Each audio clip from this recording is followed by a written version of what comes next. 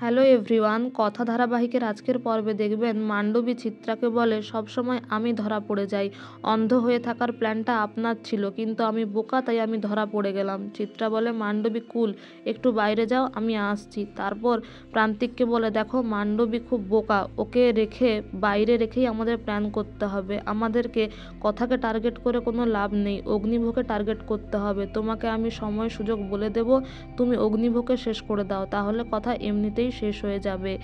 এদিকে ছোটকা বলে আমি একটা রিসর্ট বুক করে এসেছি, তোমাদেরকে প্ল্যান করে কথা এভিকে আলাদা আলাদা করে ওই রিসর্টে নিয়ে যেতে হবে।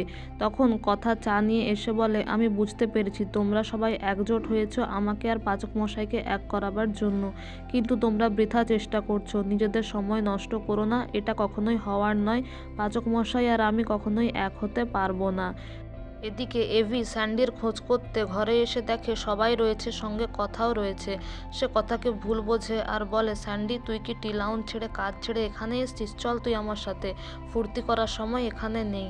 এই বলে কথার ওপর রাগ দেখিয়ে চলে যায়। আর এদিকে ঋতু কথাকে ভুলিয়ে রাখে কথার মাধ্যমে, যাতে করে তারা সুটকেসগুলো আলাদা করে গুছিয়ে নিতে পারে রিসর্টে নিয়ে যাওয়ার জন্য।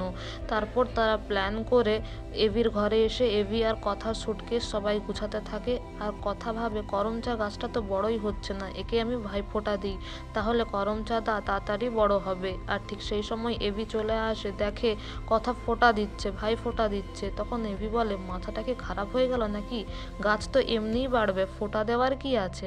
তখন স্যান্ডি তো খুব খুশি হয়, বলে কথা বৌদির ওপরে তুই কোনো কথা বলবি না। এরপর স্যান্ডি আর এভি ঘরে এলে অঙ্কিত বলে তুই ম্যানেজ কর। তারপরে স্যান্ডি কথায় ভুলিয়ে দেয় এভিকে, আর বাকিরা সুটকেস নিয়ে সেখান থেকে বেরিয়ে যায়। আর সুযোগ করে এভিকেও কিডন্যাপ করে যখন নিয়ে যেতে থাকে তখন কর্তা দাদু দেখতে পায়, বলে আমার বাড়ি থেকে কি পাচার হচ্ছে।